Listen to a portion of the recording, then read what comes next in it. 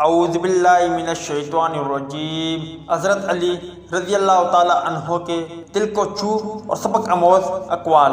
نماز کی فکر اپنے اوپر فرض کر لو، خدا کی قسم دنیا کی فکر سے آزاد ہو جاؤ گے اور کامیابی تمہارے قدم چومے گی۔ انسانیت بہت بڑا خزانہ ہے، اسے لباس میں نہیں انسان میں تلاش کرو۔ حق کی بات کی پہلی نشانی ہے اس کی ہمیشہ مخالفت ہوتی ہے، جس کی کوئی مخالفت نہیں وہ قطعاً حق نہیں۔ لوگوں کو دعا کے لیے کہنے سے زیادہ بہتر ہے ایسے عمل کرو کہ لوگوں کے دل سے آپ کے لیے دعا نکلے۔ تحمل اختیار کرو، اپنے دشمن پر غلبہ پا لو گے۔ دوست کو دولت کی نگاہ سے مت دیکھو، وفا کرنے والے دوست اکثر غریب ہوا کرتے ہیں۔ اگر کوئی آپ کی فکر کرتا ہے تو اس کی قدر کرو، کیونکہ دنیا میں تماشائی زیادہ ہے اور قدر کرنے والے بہت کم۔ لفظ انسان کے غلام ہوتے ہیں، مگر صرف بولنے سے پہلے تک۔ بولنے کے بعد انسان اپنے الفاظ کا غلام بن جاتا ہے۔ کسی انسان کی خوبی کو پہچانو تو اسے بیان کرو، لیکن اگر کسی کی خامی مل جائے تو یہاں تمہاری خوبی کا امتحان ہے۔ لوگوں کو اسی طرح معاف کرو جیسے تم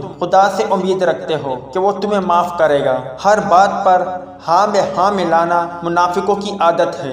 جن کو تم سے سچی محبت ہوگی وہ تم کو فضول اور ناجائز کاموں سے روکے گا۔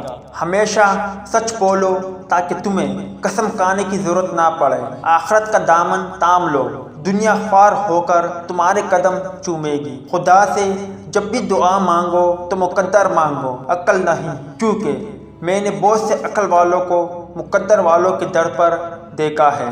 دنیا میں صرف سکون ہوتا تو لوگ اللہ کو بھول جاتے۔